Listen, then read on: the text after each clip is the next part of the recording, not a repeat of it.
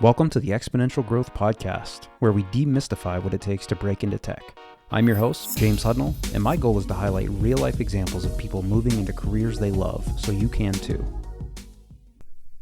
Hey everyone, today I'm joined by Justice Sanders, a third-party security analyst at LinkedIn. Now, he's already been on the LinkedIn company stage and the Today Show, but after today, he's going to be able to brag about being on the Exponential Growth Show. I'm excited to dive in and learn about his past, his present, and his future plans and how he broke into tech. Justice, welcome to the show. Absolutely. Thank you for the warm welcome, James. I'm looking forward to bragging about this to my mom and friends that I was on the Exponential Growth Podcast, so happy to be here, man. Look out, Today's Show. We're coming for you. So you are a security analyst at LinkedIn, is that right? Absolutely. And to specify on security, I'm focused on third-party security. Okay, very cool. And now, not to get into it too much, but what's the difference in like a third-party security analyst and a security analyst? I don't know that much about security, and I'm curious. Absolutely. So our core function is on third-party suppliers that a company may engage with. So just ensure that when we're onboarding them, they're securely onboarded and we're helping people get the technology they need and want. Okay, I like it. Absolutely. So, thinking back to your childhood, did you ever have dreams of working at a company like LinkedIn and being a third-party security analyst? No, I feel you can't dream about what you don't know about. So all I was focused on was basketball, basketball, arts, just kind of like tapping into whatever I saw my friends were doing. Okay. So didn't really think of anything outside of the box like third-party security or working in tech in general. So definitely a change. Okay, and back then when you were growing up, I know I wanted to be a baseball player. Did you want to be a basketball player? Probably at some point, but how was that? I wanted to be like Mike, man. I wanted to be on the courts, man. I feel like that's also where that hustle mentality grew. It was just like understanding that if you put that work in, the work turns into something that you wouldn't have even expected. You won't see it until you're on the court, and that muscle memory kicks in, and then boom, you hit the three from the deep. Nice. So, yeah. Okay, and where did you grow up? So I grew up in Daly City, but I also spent some time in Houston. Okay, got it. And then, so you're going through high school, and now how did that play out? Did you have grand plans to go on and play basketball at college maybe? Did you maybe think of what you want to do after that? How did that story play out? So overall, the conventional path is go to high school, play basketball, and then get a scholarship. I feel like that was one thing that was endeavored to me, so I just thought getting a scholarship was the main primary goal. So I was always focused on hoops, mainly AAU, but just because school-wise I never could seem to keep my grades up. Like I always was like fighting with the teachers just to figure out how I can get my grades right, but never could get on the team. Okay, and then so you graduate, or you're done with that. What happens next in your story leading up to where we are? So I didn't necessarily graduate. I actually ended up leaving home early at 17. Okay. And I was in Houston, actually. My mom wanted to take me out there just to be closer with family and also just to see if I can get my head on straight, because I guess I wasn't on straight enough when I was out here. Yeah. So, boom, I'm in junior year, and there's an AAU tournament that comes up. So I say, hey, Mom, there's a tournament in California. I want to go back. Fast forward, I ended up going to the tournament, but didn't end up coming back. So now I'm out here living in California by myself, trying to figure out what the next move is. Ended up trying to get into a high school called South City High School over there in South San Francisco. Okay. But then ended up getting into some truancy issues. Couldn't get emancipated due to like the strict criteria to make it. So overall, just got my GED and just worked at Denny's my senior year.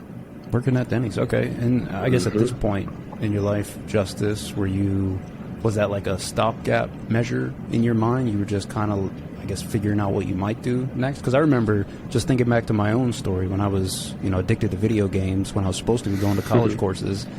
I couldn't rationalize it at the time. Maybe that's something similar to what you were going through at that point of your life, but I'm definitely curious.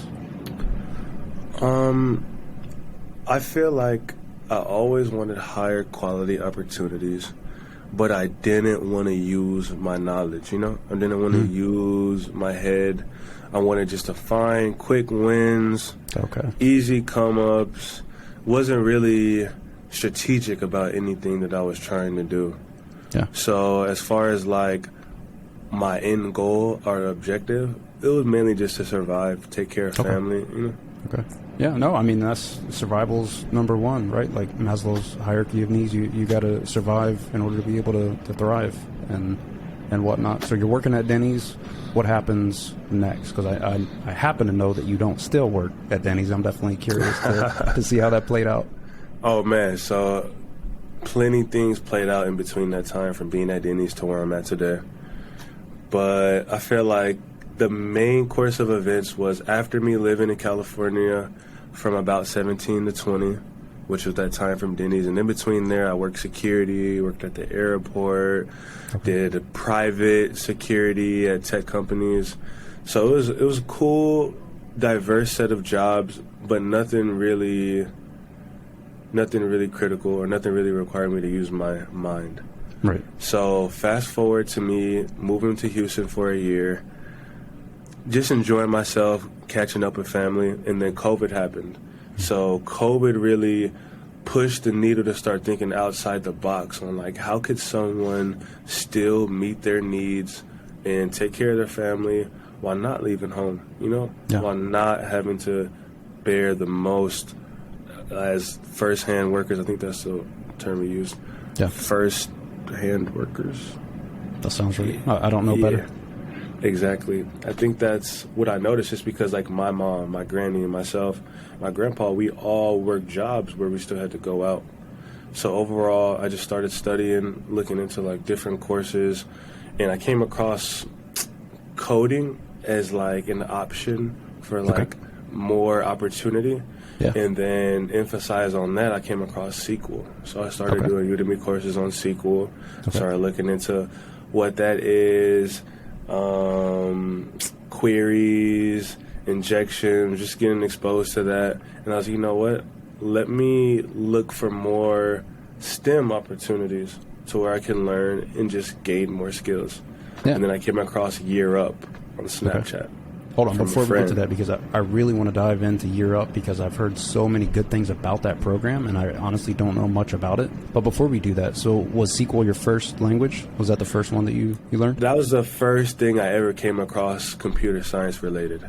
I feel like when you're trying to understand and learn about computer science, there's a plethora of different topics, domains that you could dive into. So I just saw the thing with the least acronyms, the least letters, and looked like it was something up my alley, which was asking questions. So I could query it and ask questions in real life. So let me see if I could do it to a database is what I was thinking.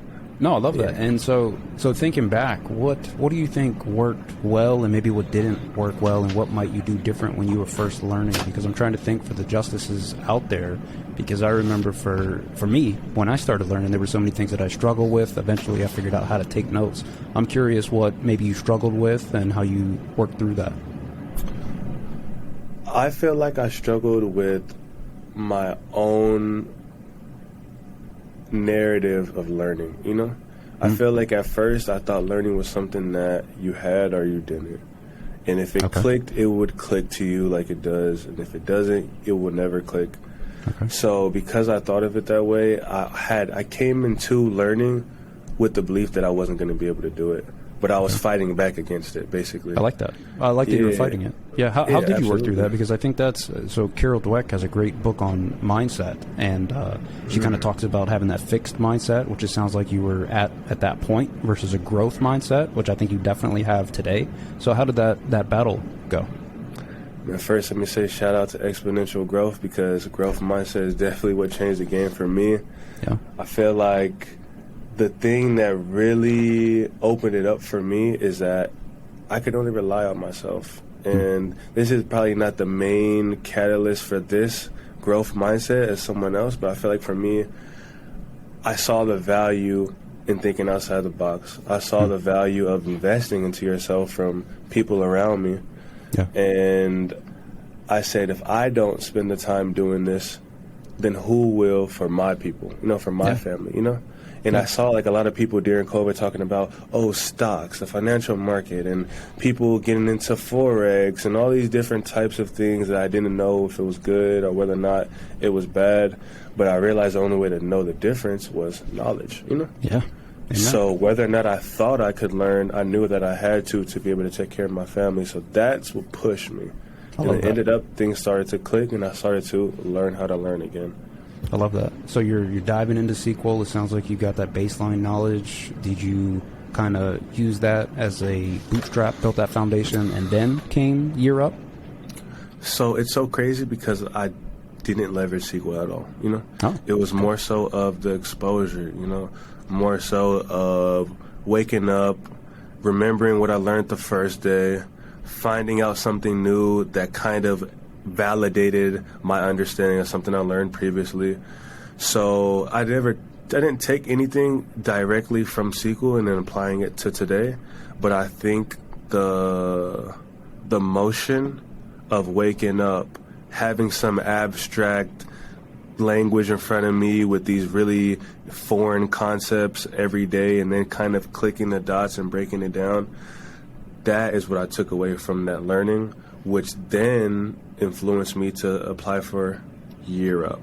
Okay. So the habits you kind of built, it sounds like you built that habit and you got comfortable maybe being uncomfortable and learning that and kind of pushing yourself to grow.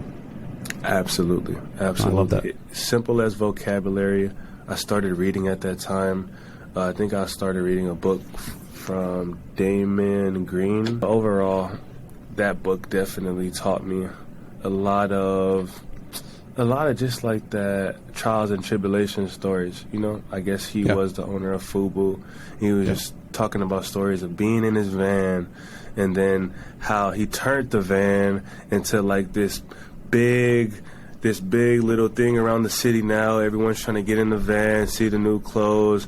And then I took that story and it made me think about how you can really find and create value out of any situation.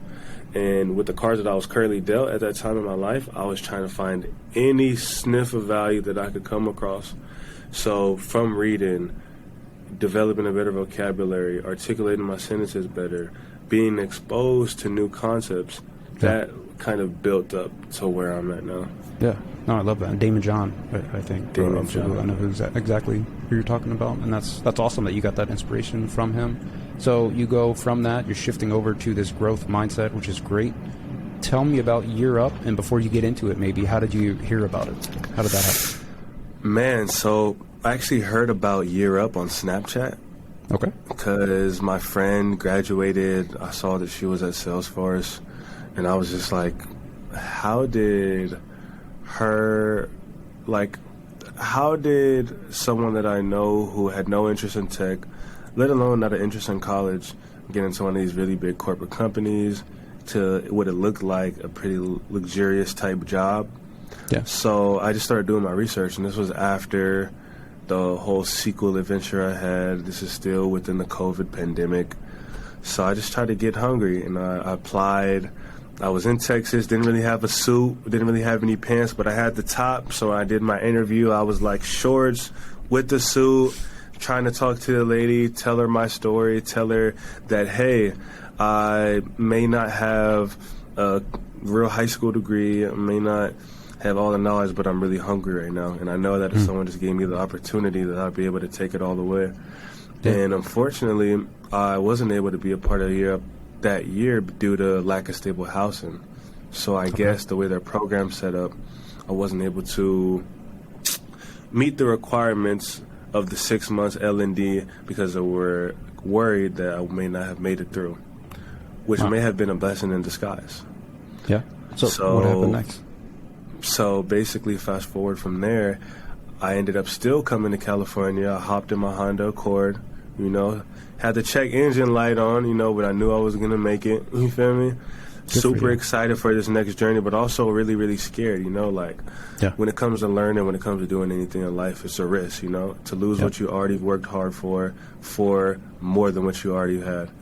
So hopped in the car, drove out, I made it, that was the first mission, and I realized from that first mission, I realized we often overwhelm ourselves from the things we have in front of us. And we overwhelm how much effort it may take, how difficult it may be to actually overcome it. And then that first chapter of my journey, which was making that drive, it taught me that I spent more time overcomplicating this first step, which ended up now being the most fundamental step of making this journey of now me being at LinkedIn. Yeah, that right there, I just want to pause on that, Justice, because that right there, what you said, is so profound, because I know I've seen that looking back at my own life. When I, burned the proverbial ships to make that shift, I was so scared, and I built it up in my mind as this big monster, just like maybe you did with your car and the check engine light trying to go from Houston to Cali, and you did it. And it's, in hindsight, I guess we can laugh at it, but it's so telling where if you are willing to commit to something, it's limitless what you can accomplish. So, yeah, I just wanted to throw that in there. Absolutely, and I appreciate you for acknowledging that, because that is really where the value comes from, the spirit of gratitude. I appreciate that my car was able to come here. I appreciate that now that I'm here, I have the opportunity to put the best foot forward. So once I actually ended up arriving here to California, I was filled with excitement, and overall I was planning to leverage friends and different resources just to kind of pave the next step to getting into Europe, finding more financial stability, which then will lead to housing stability. And overall, it turns out that I couldn't necessarily rely on those resources that I thought I had. So now I find myself in my Honda at the rest stop, trying to figure out, okay, what's the next move? How am I going to wake up every day and handle business? And this is where I'll share my secret. My secret was listening to David Goggins every morning. I'm not sure if people know who David Goggins is, and I'm not sure if his methods would be resonate with all types of people, but he taught me about the power of my mind, the power of my mind and the power of being able to put the best foot forward regardless of whatever life is throwing at you. So I would listen to his podcast every morning, whether it was Joe Rogan, whether it was snippets from Instagram, but I would just listen to him on repeat and then wake up, go to the gym, do my concierge job, study Code Academy. And then also at that concierge job, I was surrounded around people that worked in tech. So while I was doing Code Academy, I'd also walk around with a Coding for Dummies book. And I'm talking to people off that book. Oh, you're in coding? Oh, I work at Netflix. Oh, I work at YouTube. Oh, I work at Facebook. And all these different people creating this kind of so-called community around me. Yeah. About coding, about software engineering, about the tech industry. Any question I had, they would answer it for me while I'm getting paid at work, while I'm learning on the job. And from that experience, I realized that community saw me for what I am today when I was in such a lower place, Yeah. So even though I had so-and-so nothing, I was able to have that spirit of gratitude and find value in anything that was in my world, which was my my residence, because I was a concierge, which is the people at the gym, which is anyone I came across. So from I got a question about the book, and I think they saw your potential, which is amazing, and I can definitely see why they would see that as well. But I got to ask you about that Coding for Dummies book. Are you just some evil genius where that was a prop to let people go and buy know that that's what you were getting into to kind of lay the scenario, or were you actually getting value from the book itself? You know what? That is such a good call out, because I don't really know, because I didn't make the correlation that the people that lived in the residence where I was working at worked in tech. Right. But I knew that by reading, it would cause people to have conversations, because I've done that before with books that didn't have nothing to do with coding. Just from reading at my job, it just gave off. I feel like that was another big thing to me when I was working out here. I realized that we're always pushing some sort of narrative, right? Yeah. And when I was in that state of reading a lot, I've realized that the more that I read, the more people would come up to me and ask me, hey, what are you reading? Or, hey, I know that book. Or, hey, and I realized that would not only have me look like the non-goofy security guard who just kind of there on Instagram scrolling all day, which is the demeanor I wanted to hold. It also would expose me to different people. So whether or not it was Atomic Habits, whether or not I was talking to strangers from from Malcolm Gladwell, you know, like I was always creating conversations with people off book. So when it came to Coding Academy, I mean, to Coding for Dummies, that just showed me the power of like reading, the power of having a common interest amongst other people. Because from that first week of me reading that book, I had about 20 people coming up checking with me. Hey, what are you on today? Hey, what's your thing? And I also feel like I had a energetic, enthusiastic energy about computer science. And these people, they work in it, they see it all day, they're used to it, they're kind of like normalized with it. But me, I was like, oh my God, you know HTML? Like, you know how you have the syntax and you put it like this, and they're like, oh yeah, you do it like that. And I feel like that energy, that rookie kind of learning mentality created people to want to invest more into me. So. I love that, man. And all the books you just reeled off from, and even going back to David Goggins, I'm not sure if you read his book, but his podcast, the James Clear Atomic Habits, all the stuff, the Malcolm Gladwell, I can definitely tell that you've gone on like this, or you're on this personal growth mission, and I love that about you. And without derailing the story too much, do you feel like you always kind of had that, or did that start around that time where you really started to, I don't want to say jump into sequel, but around that same time where you were battling that fixed versus growth mindset? You know what?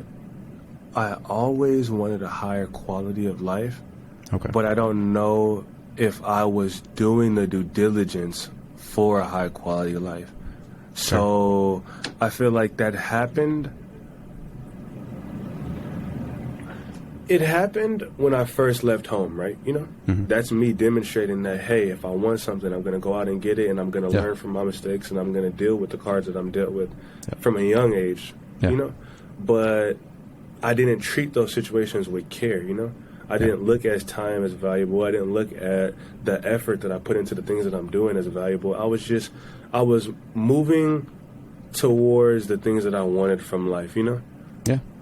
Without any strategy, you know? Yeah. But now, exactly, at that time. But now, after I came from Houston, applied for Europe, I started to be more strategic with how I invested my time. So the reading, right?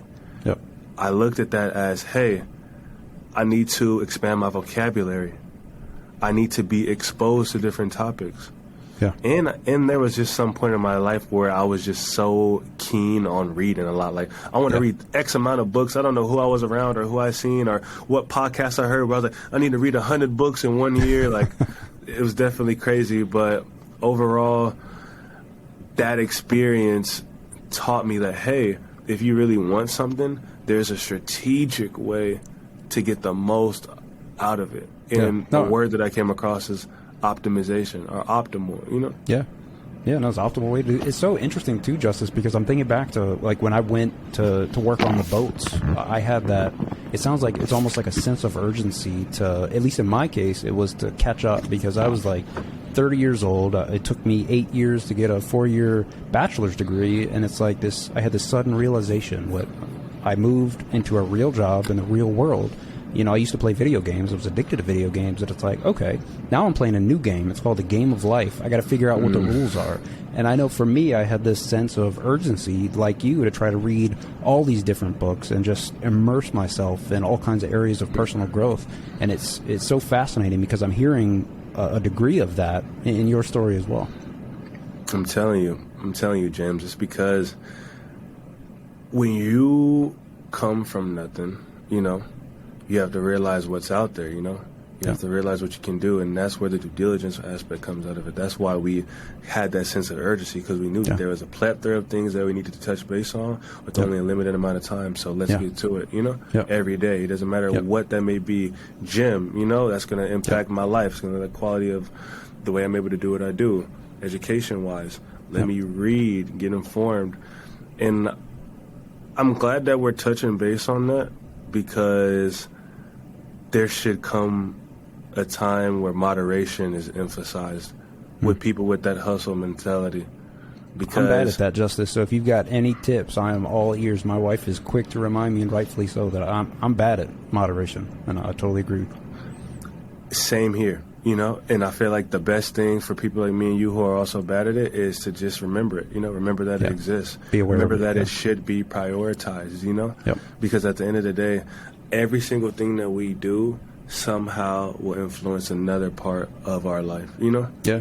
And that is something that I had to realize, and that's something that I've learned from just my experience learning, Yeah. Those books that I've read, the courses that I took, my ambition towards not only acknowledging Europe as an opportunity, but seizing it with everything that I had. And sometimes everything that I had was not enough. Yeah. So I had to double back and get more. Yep. So I'm definitely glad we're talking to this topic. Yeah, no, I love that. I don't want to hijack it and turn it into a personal therapy session for me, but I love your perspective on that. And I wanted to jump back to your story. So now you're a concierge. Maybe you're an evil mastermind reading this Coding for Dummies book prop, which is getting all the conversations that you want to have. So what happens next? Because I think you eventually get into Europe, and I'm curious for how that played out. So what happened next? So in the midst of all of this, I don't want to disregard key factors within my journey, which was my housing situation. And I'm pretty sure a lot of people can relate, especially living in the Bay Area.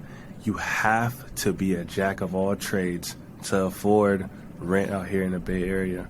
So while also trying to work these jobs, study this different material, build the professional network with these individuals, I had to also find a place to live in order to qualify for Europe. So in the midst of everything, I came across this, I guess you can call it so-called youth adult shelter in the Silicon Valley. And thankfully I was able to get in touch with the director. And I was basically telling her my story, telling her basically what I've been able to do, the progress that I've been able to make, because also I disregarded the fact that I was also in community college at this time too, in San Jose. So while I was doing the concierge and also Code Academy, I was also taking 2 classes at JUCO. So I was building this narrative for other people around me to see that, hey, this gentleman right here is putting the effort forward, putting the time into the things that he wants to do, getting after it. So I used that as like, hey, I know you guys have a plethora of resources for people who need housing. What would I qualify for? Because I'm trying to do all these different things. We hit it off. She showed me mad love from the day that we met. And as time continued, a lot of different things happened that I won't drag into detail, but thankfully I spent time at the shelter, and then I actually get blessed with the housing grant. So with that housing grant, I was able to use that to go get my own apartment, which then let me go apply to Europe. Okay. And I'm sharing this part of my story because I want people to first realize that when you are trying to pursue higher economic opportunity, you have to step out of your comfort zone. I didn't want to ask nobody for help. I never even asked my own family for help. Yeah. But in order to get to where I needed to do, or get to where I needed to go, I understood that this resource right here would impact my ability to get into Europe. Yeah. So once I got into Europe, I would take that class like my life depended on it. Yeah. Because I know the risks and the things I had to make to get here. Yeah. So with all of that said, got the housing grant, got into Europe, and now I'm studying project management.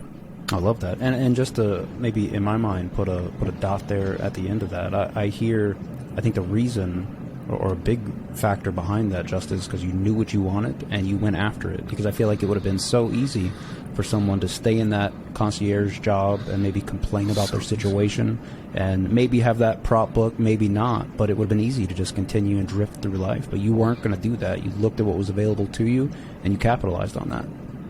So easy. It's so easy to just sit at the front desk, feel isolated from all the opportunities that these individuals who have money to go to school or know the right people to get into the right opportunity, and you have these real life or death situations that could change with a snap of a good opportunity, but you're just not there to get it, Yeah. And I felt that so much, and I also felt the fact that if I didn't get the housing grant, if I didn't continue to read and push through, and if I didn't stay optimistic, I may have missed out, or I could have missed out on this beautiful opportunity that I have current day. And I emphasize that to anybody that I talk to, that I come across, because I want them to realize it may not feel like 2 and 2 is adding up to 4 right now, but being consistent, staying resilient, you're going to see the hard work pay off. Yeah. So that's why I'm glad that I could share my unconventional story and then wrap it around to that, because that's all we need, is that one push. Yeah, no, I love that, man. 1% better every day is what anybody I talk to trying to break into tech or doing anything like that. Just put one foot in front of the other and try to walk towards that goal. And over time, you're going to do it. It's just a matter of time. Just a matter of time, man. Yeah. So you're in year up. Do you want to talk about the program itself? So I did like a Springboard coding boot camp, and it was a phenomenal program, but I guess that's my baseline, where they just like taught you HTML, JavaScript, Python, different frameworks, how to do all of that. I know you said you were in project management in year up. Was it similar where you had like a curriculum, or how was it structured? So it was structured like a 1-year program, 6 months L&D, and then 6 months internship. Okay. And my track was specifically project management. Okay. So we studied a lot of like business college classes. We did a lot of like soft email etiquette, little workshops in there for things that you would need within the workspace, the corporate workspace. And we also specified in Scrum. So I was able to get Scrum certified. So overall, I just learned project management, the importance of a life cycle, how things get done within these different organizations, and just kind of not the foundation of data analytics in IT, but the concept, and I feel like to highlight information of just the concept is big, because we need that, We don't have people around us just talking about IT servers and routers and virtual machines, and we don't have that type of exposure. So it was good to at least get introduced to IT and data analytics throughout the Europe program. Okay, and so throughout this program, at this point anyway, did you have any designs on becoming what you are now, like the third-party security analyst, or did you think you might do something more like project management based? Absolutely. No, I fell in love with project management, and I fell in love with it because I felt like this was the first thing in life that I found that correlated with how I execute life, which is pretty strategic, pretty informed, communicating amongst all different types of people to figure out where value is added and where it's subtracted, and just being able to talk about it so well to other people. I fell in love with it. And fast forward 6 months, I ended up getting a business analyst internship. Nice. So that it was nice, but at the time I was beyond scared, because I was like, I have primed my mind and invested so much time into all these project management methodologies, frameworks, understanding how to articulate, understanding all the different things that could be asked of me as a PM to just be put as a BA intern. So that was a blessing in disguise, because it taught me that in tech, you're always going to have to be able to learn something new.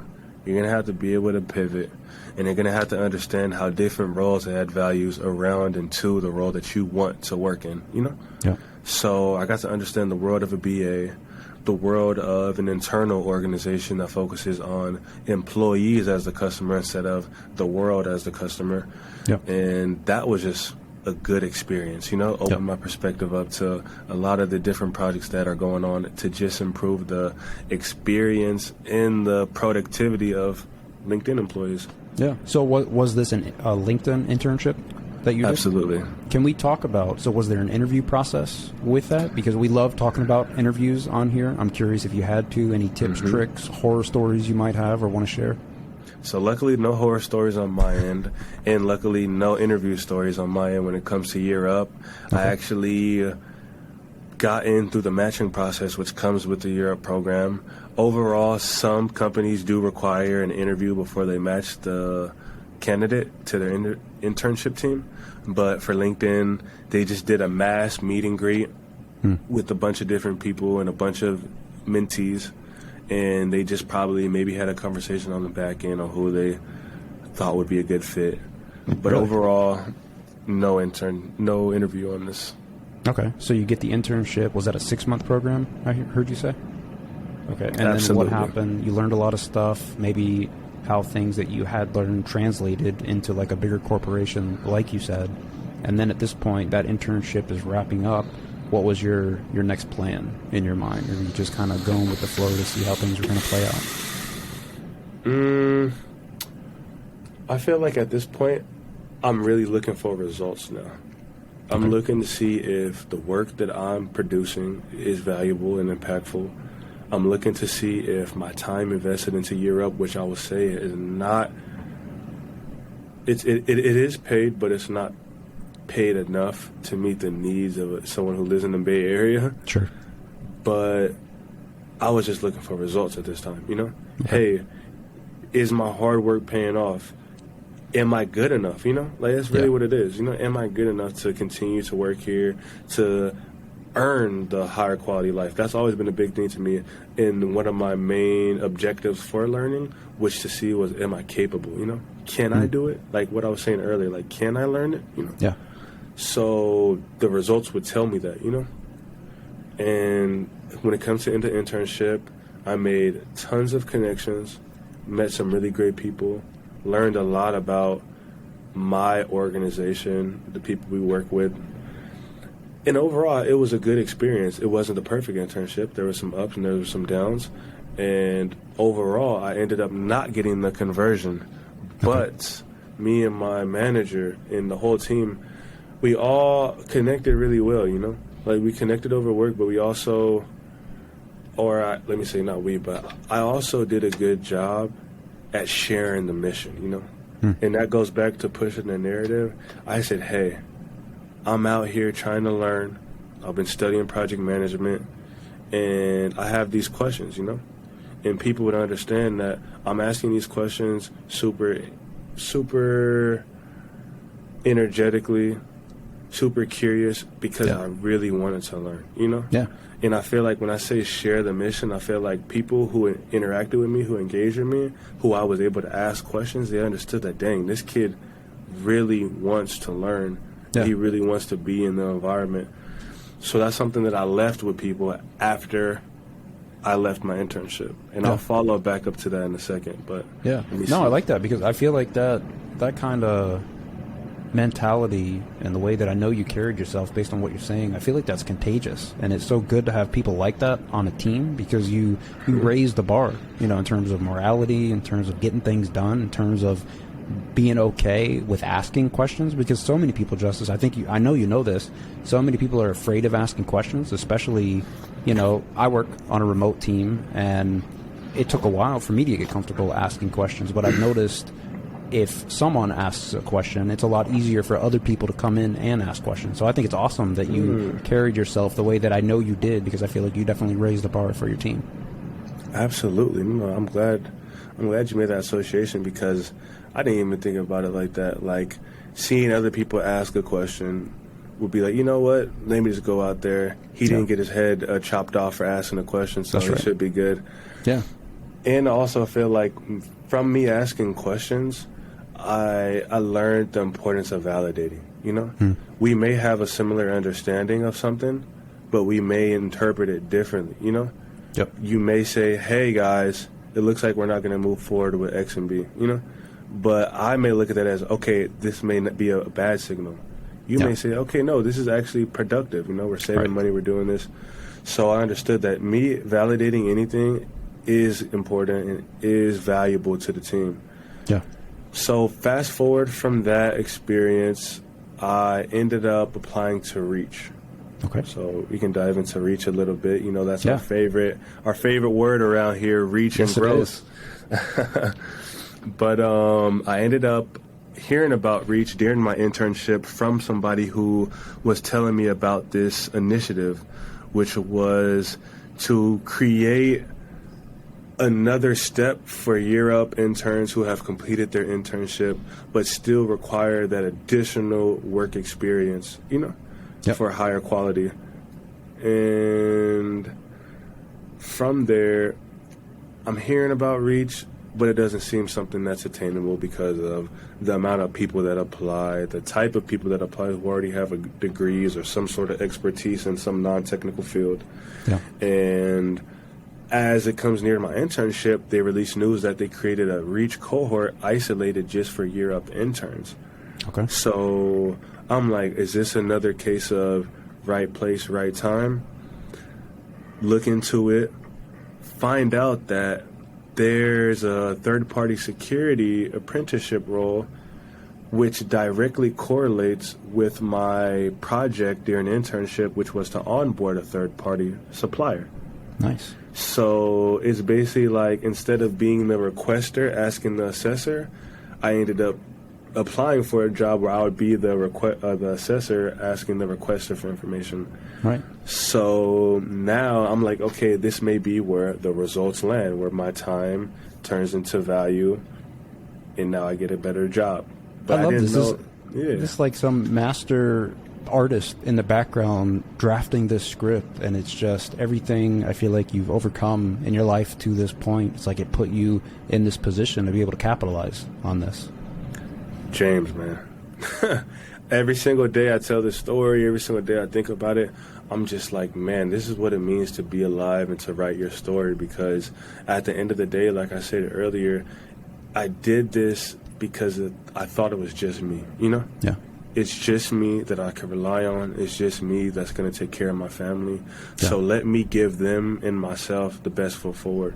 Yeah. And it just turns out that with the best foot forward, with a little bit of luck, with a little bit of right timing, things will for sure work out the way you plan. Yep. So, amen. That's why we're here. Yep. I love that. And so about the REACH apprenticeship application, I don't want to give away the secret sauce, but I am curious. For that initial filter, was it essay based? Is that how they did it? Yes. So for REACH, it was an essay, and then just an interview series of just talking to different people, talking about the material that you know that they're looking for, and also being to paint a story, you know, about yourself, and where you came from, and how you are self-taught, self-developed individual, I guess. Yeah. How did you feel going through these rounds? Did you feel more confident just because of this master artist in the background, that everything you'd been through, it's almost like it was meant to be? Did you have that as pushing you? You know what? There's no mastermind in the background, but I will say that I felt confident from my connections, you know? I felt like not only did I feel confident also from my experience working with this team to onboard a supplier, I also felt good about the people that I met along the way, because going back to sharing the mission, people knew that, hey, this dude just is hungry, you know? They may not have even met me personally, but from another person they may have heard that this dude is hungry, and then boom, we get a chance to have a conversation. Now we're talking about it. We're talking about both of our missions. And I learned to not only uplift myself, but I realized we all have our own stories. So whenever I say I'm glad how far we came, or I'm glad how far I came, I said I'm glad how far we came. Because we're both here right now. We're both here trying to figure it out. So look at us, you know? Yeah. And I feel life's like so much more fun as a team sport, I feel. A lot of people don't think that way, but yeah. It really is, and I feel like that's where sharing the mission came. So when people were checking up on me, hey, how's it going? What's up with the internship process? Or the interview process, and I'm like keeping them updated. They're keeping me uplifted. You know, they're giving me information, and it just turns out from the people that I know who spent time with me to just keep me uplifted through this interview process, it kept me strong enough throughout it to where I saw it all the way through, and thankfully ended up getting the job, which overall changed more than just the quality of my life. It changed the perspective that I see my life now. Like, hey, it's more than just are you capable. It's more so, are you going to do it so it gets done? You know, not like if you do it, will it get done? Like, are you going to go do it so the stuff gets done? Yeah. So highly grateful for that. Yeah, walk us through. So when you finally got the call, I assume it was a call to let you know that you were being offered the position as a REACH apprentice. Like, what went through your mind? Was it similar to when you got in the internship, or was it like a whole nother level now? whole nother level, man. Whole nother level. When I got that first call, I was outside of a COVID testing spot doing security. And I'm not sure if you remember this, or you probably wouldn't because of where you're located, but it was like a heat wave going on that week. So I'm outside in the heat wave, no car at the time. Nothing was adding up, especially after internship ended. And to receive that call that you got through, but not just got through, but you got through with flying colors, and that your work was really appreciated and that the interviewers really enjoyed talking to you, it was that validation that no person should really need, but at that time I needed it to know that I didn't need it anymore. That, hey, your work is valued, you are more than capable, you deserve and can earn a job like LinkedIn, like Google, no matter where you want to go, if you put the best foot forward. So now I'm in a position to where I can do my job, handle business, but now also give that energy back out. Yeah. So it's validation of everything you'd been through. You know, you were already worth it, Justice, but it was almost like external proof. It's like a stamp right there. It's like you made it. You made it, man. You made it. It worked out. It played out. And not only that, I'm a man of my word now, you know? There's so many people I came across who didn't understand my vision, who didn't see me for what I saw myself, you know? Or what about the people who did see me before I did see myself, and now I'm here, you know? So you could imagine I had phone calls to make, I had people to get in touch with, and that's such a surreal feeling, you know? Even Granny, you know? Like my granny doesn't really understand LinkedIn, none of this extra BS, but she sees now all of this stuff, and there's nothing more I could ask for, honestly. No, that's amazing. I don't know how I would describe it either. My grandparents still ask me like what I do for a living, and I tell them, and they're like, on the computer, you just sit in your office? And I'm like, yeah. And they're like, okay, do you work in a state or like the whole world? And I'm like, the whole world, Pa. And he's like, wow. They can't even grasp it. But it's an amazing feeling. So I definitely know how you felt during that time. All right, so Justice, now you work at LinkedIn. Do you have a typical day in the life of? What's it like?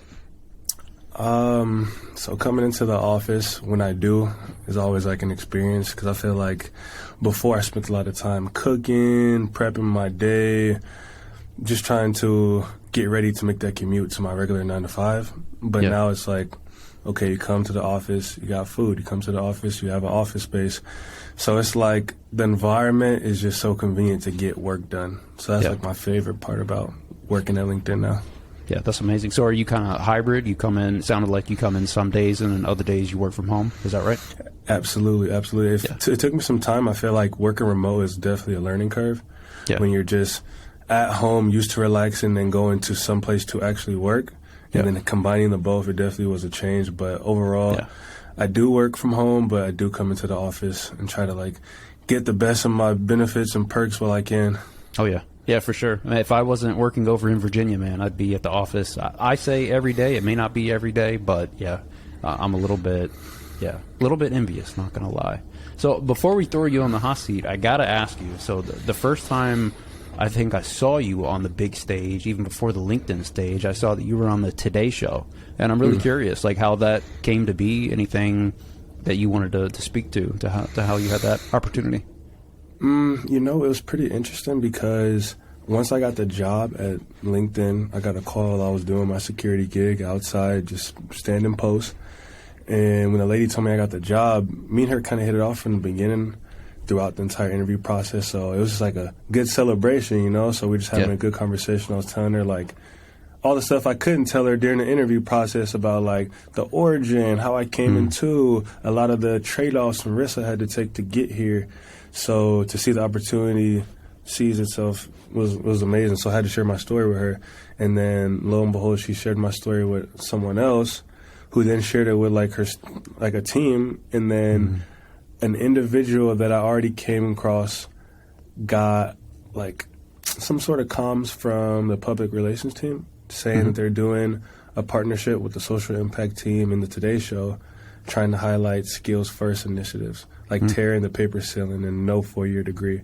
Yeah. So they were like, the perfect person, let's call Jess. So I sat down with the producer and shared my story with her, and she was like, let's put it on the big screen, and that's what happened. Yeah. So That's amazing, man.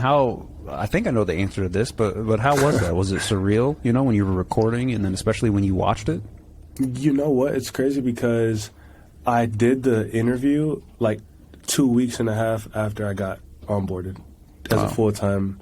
So I was still kind of off the adrenaline. When they asked me, I was like, whatever you want, boss. You know what I'm saying? Like, second week on the job, whatever y'all need. I was definitely nervous, so I leveraged that incentive, like, hey, first 2 weeks on the job, let's just step out of your comfort zone, and just share the story. And before I could share the story, I had to give myself like a key objective to align myself to on why I'm not just sharing it pointlessly. And I said it because I want to be like a physical reference for people who are also taking uncomfortable trade-offs and risks to get to a higher quality economic opportunity. So I just shared my story because of that. I love that, man. And your story is amazing. I've told you that before. I love watching it there. I loved hearing it today as well. And I got to ask you, so compared to that, I also saw you were on the LinkedIn big stage, and you handled yourself very well. How did those two experiences compare? Was the LinkedIn stage a joke after you'd been on the Today Show? It's actually vice versa, because Really? the Today Show, the dynamic was completely different because this was pre-recorded. It came out probably like 2.5 months later. So I already got to tell people, I already did the recording. It was pretty cool. But when you're standing on stage in like a virtually global event where all the LinkedIn employees watch, they got you coming an hour ahead of time to practice and do all this extra stuff. So the dynamic was just super different. But it's just something about stepping out your comfort zone. I'm just going to keep reiterating that because that's the thing that drives me. You know? Yeah. That feeling. No, I love that. So it was cool to just... I love that. Yeah. You handled yourself extremely well, and just to put an exclamation point behind what you said about getting comfortable with being uncomfortable. Looking back at my own path and the path of so many other, not just Reach apprentices, but people that have transformed their lives, they all point to that, where they were trying to push themselves out of that comfort zone. And obviously, it's not comfortable in the moment, but I feel like if you can find that area, that's like that perfect place where you can grow. And I feel like you embody that extremely well. So good for you for doing that. Man, no, yeah, absolutely. And I feel like with seeing my hard work come into fruition, I want to encourage people to like do the same, because it's always that first foot forward. So that's what exponential growth is about. That's why I'm here. That's why you're here. And hopefully we influence some people along the way. Yes, sir. You nailed it. All right, Justice, you ready for the hot seat? Some rapid fire questions to try to better understand the man? Let me strap up, James. Let me strap up. All right. What does your typical morning routine look like? My typical morning routine. So depending on how well I prepped the day before, but let's say I had my agenda set out personally and work-wise, especially now too because I'm in school, so I have to kind of like categorize those differently. But wake up, prepare for my commute, come into the office most likely, eat breakfast, do all the mental, physical things out of the way, and then I just check my emails, make sure that I'm not missing any information that I need to share with somebody else, because that's really all this is, sharing information that we receive. And then a lot of my day-to-day work is cut into projects, ad hoc requests, and then any operational requests. So if there's some project initiatives that we have to do that start and end that may enhance something that we're doing or create something new that will enhance our overall program, that's typical project. Operationally, we receive tickets. We have to do supplier security assessments. And with that comes its own plethora of different tedious tasks that come with doing a security assessment.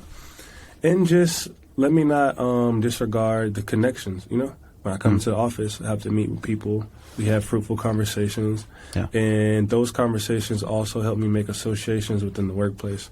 So if I'm meeting someone cross-functionally during an operational ticket, but I'm also working on a project, we're working on someone similar, and it just gives more context into what this team does, what value they add, and maybe how I could add value to them. So those conversations and connecting, whether it's hybrid, in person, remote, is super imperative to how you navigate the workspace.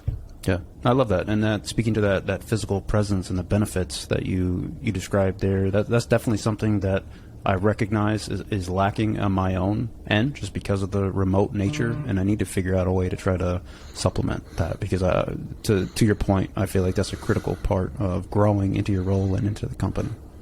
Absolutely. Right. Absolutely. If you woke up tomorrow and money didn't exist, what do you think you would do, and every day thereafter? If money didn't exist,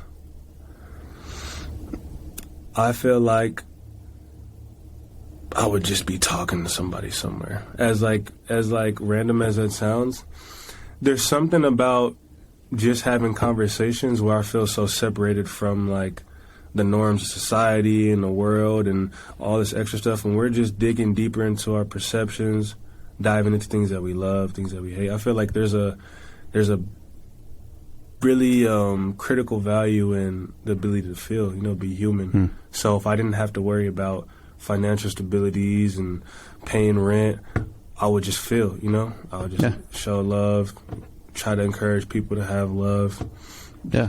Find more human aspects of life to find value in, not like my phone, my computer, my money, my shoes. Like, find value in those things which come from conversations. Yeah, real connections. No, I love that. All right. What books or podcasts have had the biggest impact on you? Oh, man. So I feel like talking to strangers had a really big influence on me, not only because of the content in the book, but also because of the relationships I made because of the book, because somebody else read the book. That one. Okay. Yeah, Talking to Strangers, Malcolm Gladwell, really great book. Okay. And I call that book out because when I was working as a concierge at Impossible, or not concierge, but lobby ambassador, I ran into the VP of sales, right? And I see him all the time. He was always in grind mode. And I was pretty cool with some other people, but we never really, hit it off the way I usually do it with people. And he saw me reading my book, and he was like, oh, I read that book. And we just hit it off from there. And I guess he also read Atomic Habits, which also taught me about habit stacking, and taught me about how habitual nature is really powerful in the mind, and how we get these grooves going and we just fall into them. And we both read the same book, so we were just hitting off about how far we got into them and how much it influenced our thought process. And from there, he became my mentor. So every other month we'd meet, we'd talk, and then he ended up actually reaching out to my internship manager and just saying, like, hey, you're going to get this guy right here. He's about to be a legend. Just talking jokes and stuff like that. Yeah. And that is something I'll never forget from that book. Yeah. That's amazing. I'm going to have to add that to my reading list for sure. Absolutely. And then I can't forget this, podcast-wise.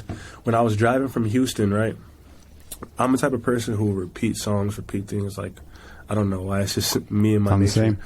And that podcast with David Goggins and Joe Rogan, I don't know if it's the first one or the second one. Maybe I played both of them back-to-back.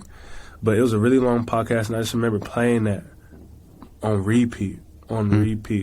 There was something about David Goggins mentions about the power of the mind and the power of this sort of stoic mentality, and realizing that no obstacle is bigger than what your mind can take. Just all these different sort of point of views that I've never been exposed to until I got built up for this new move. And then it just so happens around the time I'm breaking out my comfort zone, I have David Goggins talking about he wouldn't want to be any place but his uncomfort zone. So that's definitely when you needed him. Exactly. That's amazing. All right, tell me about the top one or two most influential people in your life and how they impacted you. The top. Sounds like you've had quite a few. No, absolutely. Influential people in my life. You know what's at the top of my head? I can't think of anybody who kind of influenced my thought process. I feel like life really just took me by the horns and really just showed me a lot of different stuff from leaving home really early. But I feel like my love for my mom and my granny really influenced me, and maybe the way that they've raised me to be considerate, be thoughtful, the type of mentality like love your enemy, love your neighbor. Yeah. I feel like that sort of mentality influenced me to be as thoughtful and considerate as I am now, which I think somehow segued into my professional life and career. Oh yeah, yeah. No, I love that, man. Absolutely. All right, if you could send a single message to your former self to kind of help you during this transition period, what do you think that message would be? Man, I feel like the message would be to don't listen to him, man. Don't listen to him. Don't listen to none of the nonsense. Don't get distracted, Yeah.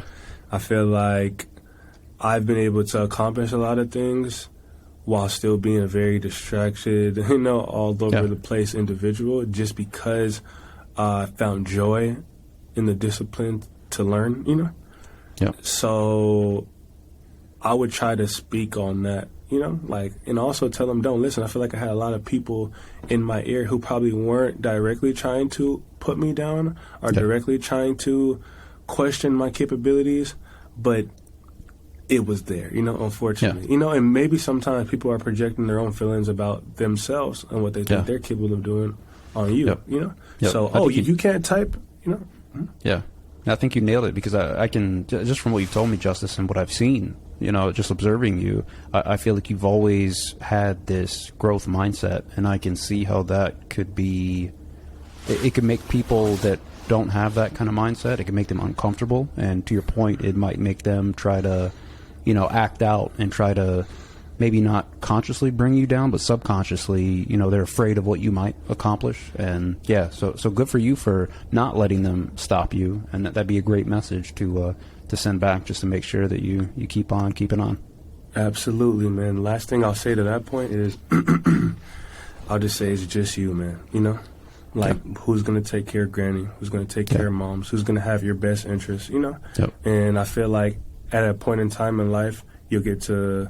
You'll probably get to the point where you're like, it's not just me now. I got kids, I got wife, I got family, I got stuff like this. And I don't want to exaggerate the part that it's just you, but I feel like that was my catalyst. That's the thing that drove me to want more, to push for more, because I have moms, I got Granny, I got little bro, and nobody is going to love them and take care of them the way that I'm going to. So I have to do everything in my power, whether or not it's abstract knowledge, abstract money, whatever it is that will gain more value for me and then to them, was my driver. So I'll just talk about that, tell him that.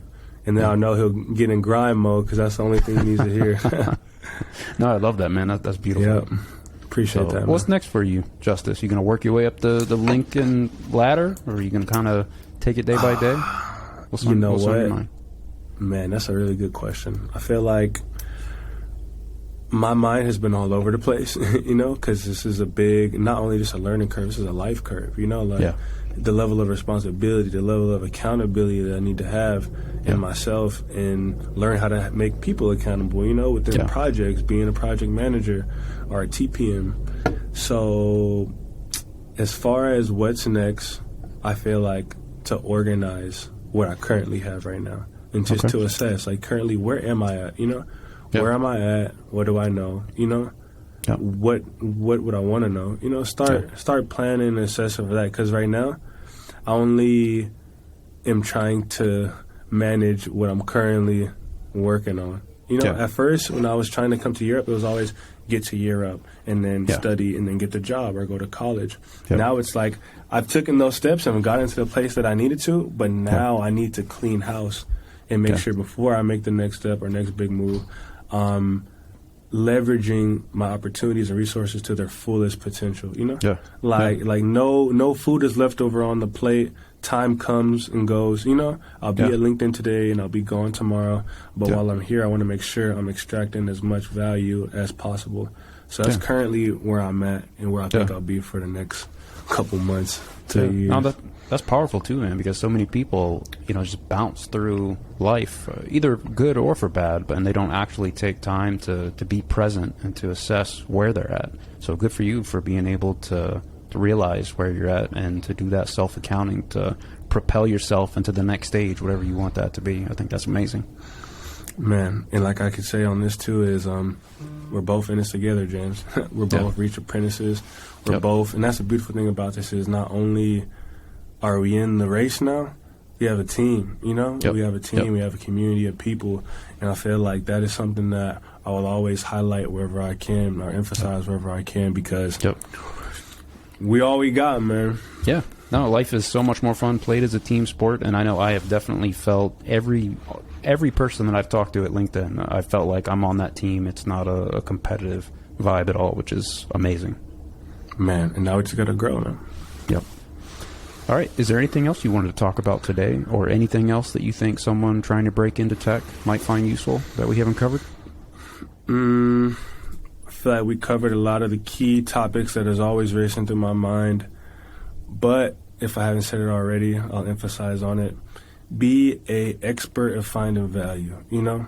No matter what situation you're in, there's always going to be value, and there's always going to be value taken away. So always be able to find that value no matter what circumstance that you're in, you know?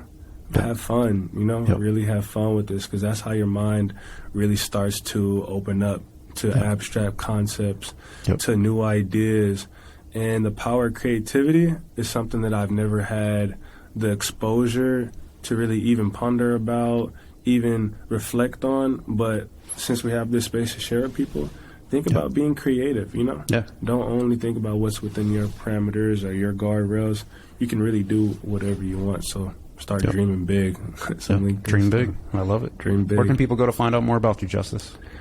You know, you can find me on, you already know, LinkedIn. But if that's not good, I think that is my only contact. Okay. No, that's good. I'll put your profile in the show notes. And, man, I just want to thank you again for coming on to the show today and telling your story. I think you've got a phenomenal story. I think you're a phenomenal person. You've got this hustle, this growth mindset, and I can't wait to see your story play out.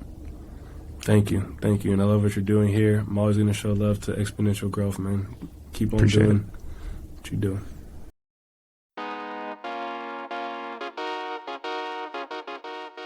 Thanks for listening. If you got value from today's show, please consider leaving a 5-star rating and a review on Apple or Spotify. It's a free way you can support the show and help other people just like you find the story and others like it. If you enjoyed this conversation, be sure to follow the show on whatever podcast application you use. And most importantly, if you know someone that might be interested in breaking into tech, tell them about the show.